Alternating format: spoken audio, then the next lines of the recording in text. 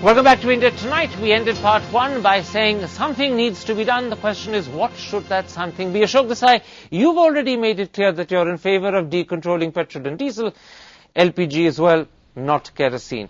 Now, is it possible to refine that and ensure that kerosene is sold only through the PDS system, and so it's only subsidized for BPL families, and perhaps you could add diesel to that as well? Can you therefore ensure differential pricing for different people on the basis of their capacity to pay? Differential pricing is the perfect way to create a black market. I am against giving subsidies in terms of differential pricing. If you want to help the poor, then you give them a direct income subsidy. Prices in general should not be used to subsidize people. Just as it is, the government has got NREGA. It's a perfect instrument for redistribution of income. It is collecting 5 lakh rupees, 5 lakh crore rupees a year in taxes. It has got plenty of money to redistribute income. It should just leave prices alone, including the prices of not only petrol and diesel, but also kerosene. So if I understand your position, Ashok Desai, it's the following. Differential pricing is out. It's not a good way of handling the problem. One price for all. Is that right? That's right. Let me take up the argument that Mr. Dinesh Trivedi makes with you, Dr. Sen. The point he makes is essentially this. The Planning Commission estimates that something like 37% of India lives below the poverty line. Ashok Arjun Sen Gupta actually went further and said that 77% of the country live on rupees 20 or less. In that situation, is it morally right? I leave out politically and constitutionally. Is it morally right to expect these people to pay the full price, whatever it is, or should oil be subsidized for them? Full price or not is really not the question. The question is, should the oil prices get linked to the cost at which oil is acquired by the country? You can have a differential between the two so long as they move together. On that, I don't think there can be too many debates, because you can't have a completely open-ended subsidy system. You are then going to have exactly the kind of problems that Ashok Desai talked about.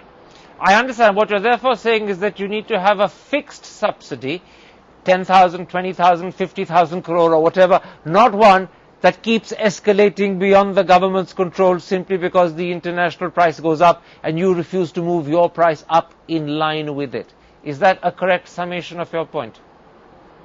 More or less. There are other models which will have roughly the same effect. Let me put that to you, Dinesh Trivedi speaking, not for the Trinamool Congress, not for the government, but just for yourself. Clearly, the government, no government, can afford an unlimited subsidy. Just to spell that out, in his budget, the finance minister has only taken into account slightly more than 3,000 crore for oil subsidy.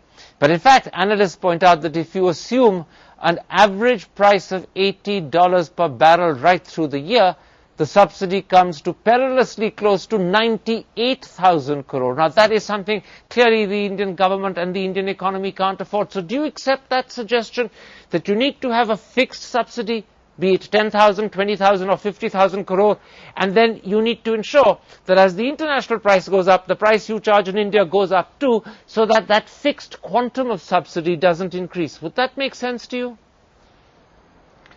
What makes sense to me is very simple. You have got to look after the 70% of the poor people, and how you look after is the question as far as the sustenance is concerned, which is food. And that is what I think you are not understanding my point of view. I'm not getting into all this statistics, but at the same time, it's question of managing the finances. I don't understand when we do not tax the IPL, the richest of the rich, when we do not have the richest of the richest company pay only minimum tax, which is MAT. These are the places where you have got to get the finances. You have one kind of company which pays on one balance sheet to the government and on other balance sheet to their dividend holders, their shareholders. As long as we do not club all this together, I'm sure we will just be addressing the symptoms and not the problem. That is why I said it's a very complex problem. Let me put what you say to Ashok Desai, and let me put it like this. Is there an argument of equity hidden somewhere inside what Dinesh Trivedi said, particularly when he talks about the rich not being adequately taxed? I'm not sure whether that point he made about the IPL is correct, however, but leave that aside. Or is his argument one that is essentially based on economic misnomers and misunderstandings? Well, let me take up his moral position, namely that the government must help the poor. Suppose I act on this principle, and suppose the government is spending, let's say, 50,000 crore on NREGA. What I would do is to take this 50,000 crore, take the poorest 5 crore families and give each of them a check for 10,000 rupees and let them do what they like with it. They may buy oil with it, they may buy food with it, or they may go on a holiday with it. I don't care, as long as it goes to the poor. Okay, I take your point. Make sure that the money gets to the people, then give them the right to choose how to spend it. Pranab Sen, would that at least have the benefit of ensuring that there are no leakages and the money reaches those who need it, although they might not use it in the way in which the government thinks they should? Well, leakages have a way of taking care of themselves, so I wouldn't be quite as sanguine. So let's not talk about leakages. Let's talk about the targeting. Oil prices are possibly the most difficult things to target. We know, for instance, there have been studies by NCAR that more than 40% of the kerosene that goes to the PDS actually finds its way into adulterating diesel. Now, the net result, of course, is the poor are not getting it.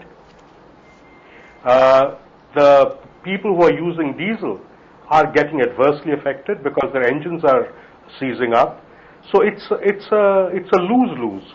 Okay, that's very neatly put. You brought home very aptly the complexity of this problem as well as the complex manner in which it needs to be handled, because this is, after all, to use that dreadful word a third time, a complex country. Clearly the EGoM and after that the Cabinet have some very difficult, dare I say it again, complex decisions to take.